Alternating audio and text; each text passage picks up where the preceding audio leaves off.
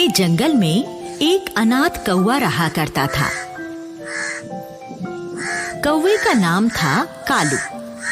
कालू कौवा कभी नहाता नहीं था, इसीलिए वो बहुत गंदा रहता था और उसके शरीर से हर समय दुर्गंध फूटती रहती थी। यही कारण था कि कालू को दूसरे कौवे और दूसरे पक्षी अपने पास बैठाने से कतराते थे। कालू कौवे का अपना कोई घर भी नहीं था। वो इधर उधर डाल पर बैठकर ही अपने दिन गुजार लेता था। कालू कौवा रानी नाम की एक कौवी को बहुत पसंद करता था। वो रानी के साथ शादी करके घर बसाने के सपने देख रहा था। हाय हाय, रानी कौवी, अगर तू मुझसे शादी कर ले तो कसम से मजा आ जाए। हम दोनों की जोड़ी खूब जचेगी और हमारे बच्चे भी बहुत सुंदर पैदा होंगे। एक दिन की बात है, रानी कौवी अपने घर के बाहर बैठी मेकअप कर रही थी और गुनगुना रही थी। सजना है मुझे सजना के लिए, सजना है मुझे। तभी वहाँ पर कालू आ गया और गाने लगा। मेहंदी लगा के रखना, डोली सजा के रखना, लेने तुझे वो रानी आएंगे तेरे सजना। रानी गुस्से में नाक भौं चढ़ाकर कहने लगी, अरे ओ बदबूदार कालू, तू मुझसे शादी रचाने के सपने देखना बंद कर दे। अरे मनहूस, ना तो तेरे पास घर है और ना तू कोई काम धंधा करता है, ऊपर से तू सालों साल नहाता भी नहीं है। मेरा क्या दिमाग खराब है जो मैं तेरे जैसे बदसूरत से शादी करूंगी? चल भाग जा यहाँ से। कालू कौवा रानी के हाथों अपना अपमान करवाकर चुपचाप वहाँ से उड़ गया और एक पेड़ की डाल पर बैठकर सोचने लगा। हाय, पता नहीं मेरी रानी मुझसे शादी करने से कतराती क्यों है, जबकि मेरे जैसा हैंडसम कौवा तो उसे पूरे जंगल में नहीं मिलेगा, कसम से। तभी कौवे की नजर एक रंग बिरंगे पंखों वाले खूबसूरत मुर्गे पर पड़ी, जो कि अपनी 4-5 मुर्गियों के साथ दाना चुगने में व्यस्त था। कालू मुर्गे को देखकर सोचने लगा, हाय हाय, देखो ये तो हद हो गई। मेरे पास एक भी नहीं है और ये मुर्गा 5-5 बीवियों के साथ घूम रहा है। जरूर इसके पास मुर्गियों को पटाने वाला जादू है। मुझे भी वो मुर्गे से जादू सीखना चाहिए। कालू उड़कर मुर्गे के पास जा बैठा और उससे कहने लगा, मुर्गे भैया, तुम तो अकेले ही 5-5 बीवियां लेकर घूम रहे हो। जरूर तुम्हें मुर्गियों को पटाने वाला जादू आता है। क्या तुम वो जादू मुझे भी सिखा दोगे? मुर्गा कौवे की बात सुनकर जोर से हंसा और कहने लगा,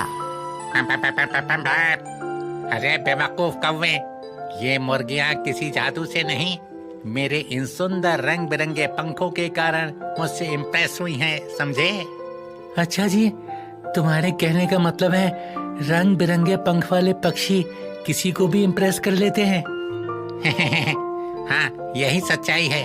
लेकिन तू कभी किसी को इम्प्रेस नहीं कर सकता, क्योंकि तू तो एकदम काला कलूटा और बदबूदार है। अब तू यहाँ से दफा हो जा, तेरे शरीर की दुर्गंध से मेरा दम घुटा जा रहा है। पा, पा, पा, पा, पा, पा।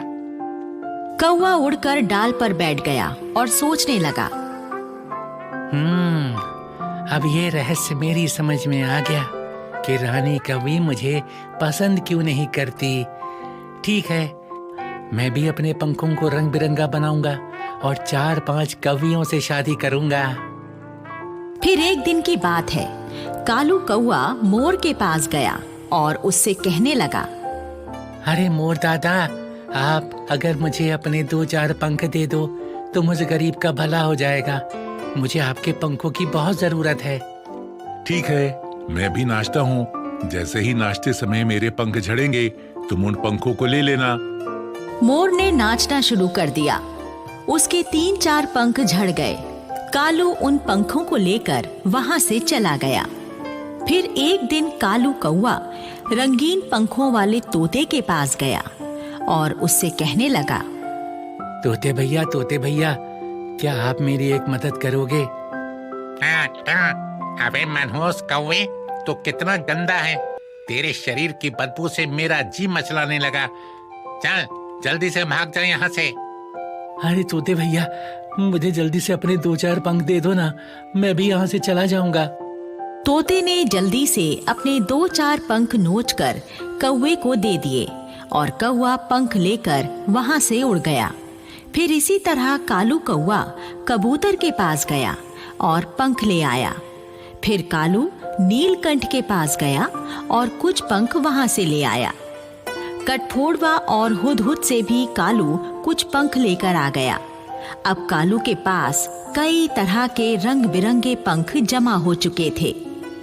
फिर एक दिन कालू सारे पंखों को लेकर बंदर मामा की बार्बर शॉप पर गया और उससे कहने लगा, बंदर मामा, क्या आप मेरा एक काम कर दोगे? आप ये पंख मेरे शरीर पर चिपका दो। मैं कोई भी काम मुफ्त में नहीं करता। बदबूदार कौवे, मीठे जामुन लाकर दे तो मैं ये तेरा काम कर सकता हूँ। ठीक है बंदर मामा, अभी आप मेरा ये काम उधार कर दो। मैं वादा करता हूँ कल आपको मीठे जामुन लाकर खिला दूंगा। ठीक है, ला करता हूँ तेरा काम। बंदर ने कीकर के पेड़ से निकलने वाले गोंद की मदद से सारे पंख कौवे के शरीर पर चिपका दिए और कौवे की काली चोंच को भी लाल रंग से रंग दिया। रंग बिरंगे पंख चिपक जाने से कालू कौवा एक अजीब सा पक्षी नजर आने लगा। कालू जब अपने आप को शीशे में देख रहा था तो वो खुद भी अपने आप को पहचान नहीं पाया और अपने रंग बिरंगे पंख देखकर वो बड़ा ही खुश हुआ। अरे वाह, मेरे शरीर पर तो उस मुर्गे से भी ज्यादा रंग बिरंगे पंख लग गए। अब तो रानी कौवी मुझसे जरूर इम्प्रेस हो जाएगी। फिर कालू बंदर मामा के पास से उड़कर रानी कौवी के घर पर आ गया और डाल पर बैठकर गाना गाने लगा। लेके पहला पहला प्यार, भर के आंखों में खुमार, जादू नगरी से आया है कोई जादूगर। कालू का गाना सुनकर रानी कौवी अपने घर का दरवाजा खोलकर बाहर आई। वो बदले हुए हुलिये के कारण कालू को पहचान नहीं पाई, बल्कि कालू को देखकर वो डर गई। अरे बाप रे, ये इतनी अजीब शक्ल वाला पक्षी कौन है? लगता है ये कोई दानव है जो मुझे खाने के लिए यहाँ आया है।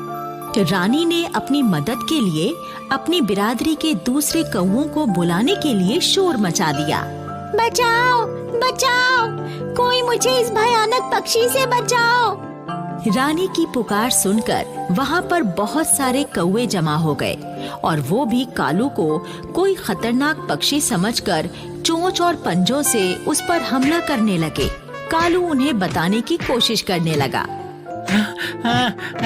अरे भैया, तुम लोग मुझे क्यों मार रहे हो? मैं तो तुम्हारी ही बिरादरी का कालू कौवा हूँ।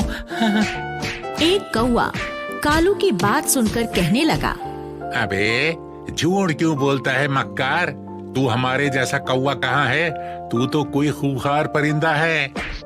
और फिर सारे कौवों ने मिलकर कालू को इतनी ठोंगे मारी कि बेचारा कालू थोड़ी ही देर में बुरी तरह से लहूलुहान होकर मर गया।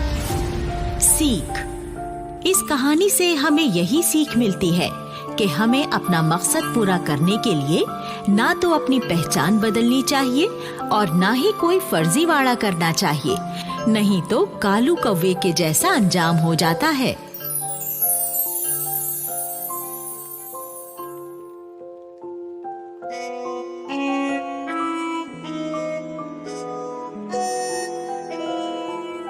एक जंगल में एक मादा गोरिल्ला रहा करती थी।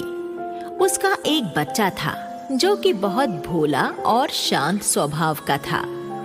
वो दूसरे गोरिल्ला बच्चों की तरह ज्यादा उछल कूद नहीं करता था, बस किसी पेड़ के नीचे या अपनी माँ के पास शांति से बैठा रहता था।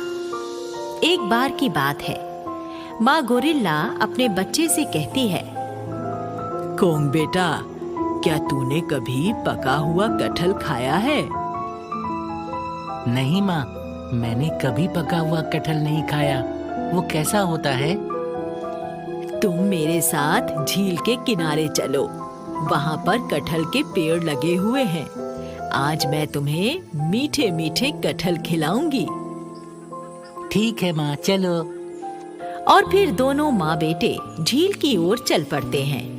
झील पर पहुंचकर माँ गोरिल्ला कोंग को पेड़ पर लटके हुए कटहल दिखाती है और एक कटहल तोड़कर कोंग को खिलाती है। कोंग खुश होकर कहता है, वाह माँ, मजा आ गया। ये कटहल तो बहुत मीठा है। दोनों माँ बेटे पेट भरकर कटहल खाते हैं।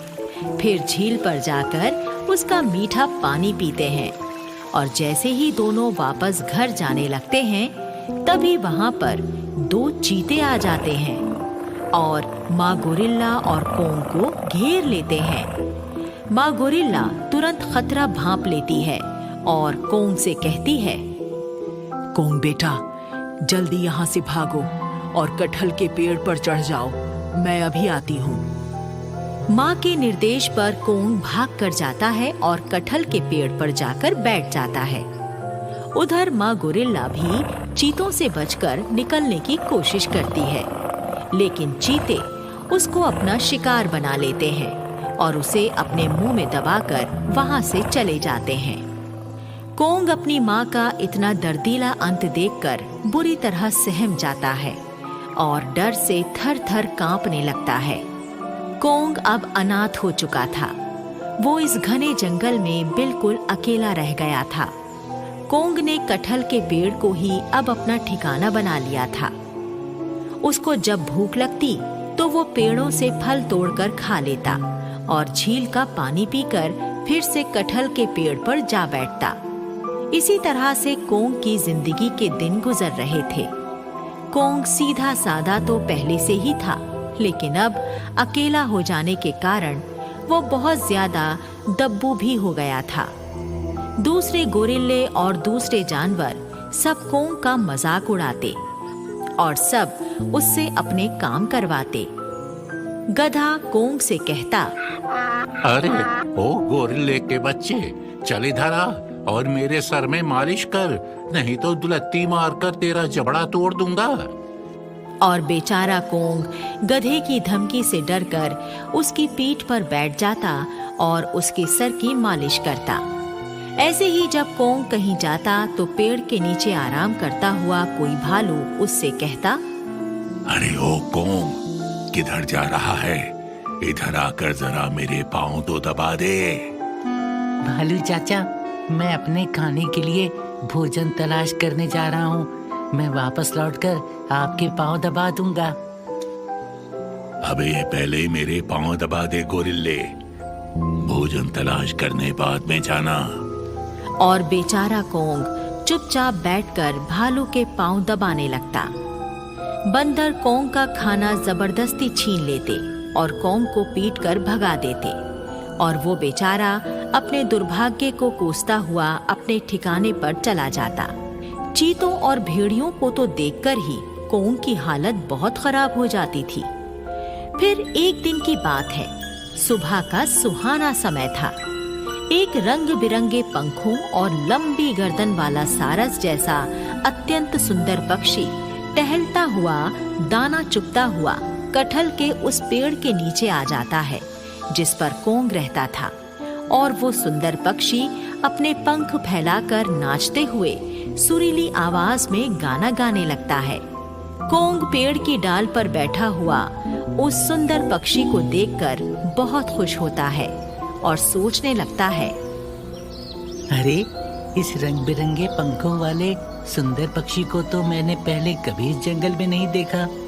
ये यहाँ कहाँ से आ गया? तभी अचानक 2 बिल्लियाँ वहाँ आ जाती हैं और उस सुंदर पक्षी पर झपट पड़ती हैं। पेड़ की डाल पर बैठा हुआ कोंग पक्षी पर बिल्लियों को झपटता देखकर तुरंत पेड़ से छलांग लगाता है और जमीन पर आ जाता है। फिर बड़ी फुर्ती से पक्षी को अपने हाथ में पकड़कर अपने पेड़ पर चढ़ जाता है। बिल्लियाँ कोंग पर क्रोधित होकर कहती हैं, अरे ओ कोंग के बच्चे, चुपचाप हमारा शिकार हमें वापस कर दे। अगर तूने हमें हमारा शिकार वापस नहीं लौटाया तो फिर तेरी खैर नहीं। देखो बिल्ली मौसी, तुम मेरे साथ चाहे जो कर लेना, लेकिन मैं इस सुंदर पक्षी को तुम्हारा भोजन नहीं बनने दूंगा। दोनों बिल्लियां खिसियानी होकर चुपचाप वहां से चली जाती हैं। कोंग पक्षी से कहता है, अब तुम्हें कोई खतरा नहीं है सुंदर पक्षी, तुम निडर होकर अपने घर जा सकते हो। तभी एक चमत्कार होता है। सुंदर पक्षी एक सुंदर परी में बदल जाता है और कोंग से कहता है, कोंग, तुम बहुत दयालु गोरिल्ले हो। तुमने मेरी जान बचाई। मैं तुमसे बहुत खुश हूँ। लेकिन तुम हो कौन? अब से पहले तो मैंने तुम्हें इस जंगल में कभी नहीं देखा। मैं एक परी हूँ कोंग। पक्षी का रूप बदलकर मैं यहाँ विचरने चली आई थी और मैं तुम्हारे बारे में भी सब कुछ जानती हूँ। जंगल के जानवर तुम्हें कैसे कैसे सताते हैं, मुझे ये भी पता है। पता नहीं ये सब जानवर मुझे इतना क्यों सताते हैं। मैं बहुत ही कमजोर हूँ, शायद इसीलिए सताते हैं। तुम कमजोर नहीं हो कोंग, तुम भी दूसरे गोरिल्लों के जैसे ही शक्तिशाली हो। तुम अपनी शक्ति को पहचान नहीं रहे हो। नहीं परी, मैं शक्तिशाली नहीं हूँ। अगर मेरे अंदर शक्ति होती तो मैं जंगल के सभी दुष्ट जानवरों को अच्छा सबक सिखाता। चलो, मैं तुम्हें अपनी जादुई शक्ति से शक्तिशाली बना देती हूँ, फिर देखती हूँ तुम क्या करोगे। परी अपनी जादुई छड़ी से कोंग पर जादू चलाती है और देखते ही देखते 2.5 फुट लंबा कोंग 25 फुट लंबे किंग कोंग में बदल जाता है। जंगल के ऊंचे पेड़ों से भी ऊंचा कोंग का कद हो जाता है और फिर परी कोंग से कहती है, मैंने अपने जादू से तुम्हें शक्तिशाली किंग कोंग बना दिया है। अब तुम्हें कोई भी जानवर परेशान करने की हिम्मत नहीं कर पाएगा। कोंग किंग कोंग बनकर बहुत खुश हुआ और जंगल में टहलने के लिए निकल पड़ा। किंग कोंग जिधर से भी गुजरता उसको देखकर जंगल के छोटे बड़े सभी जानवर डर के मारे भाग जाते और कहीं छुप जाते। किंग कोंग उस गधे को पकड़कर हवा में लटका देता है और कहता है, क्यों रे गधे के बच्चे, क्या आज तू मुझसे अपने सर की मालिश नहीं कराएगा? मुझे माफ कर दो कोंग बेटा, मेरा दिमाग खराब हो गया था जो मैं तुमसे मालिश करवाता था। लेकिन ये तो बताओ, तुम नन्ही कोंग से इतने विशाल किंग कोंग कैसे बन गए? ये राज की बात है गधे, मैं तुझे नहीं बता सकता। बस तू एक बात सुन ले, यदि आज के बाद तूने जंगल के किसी भी सीधे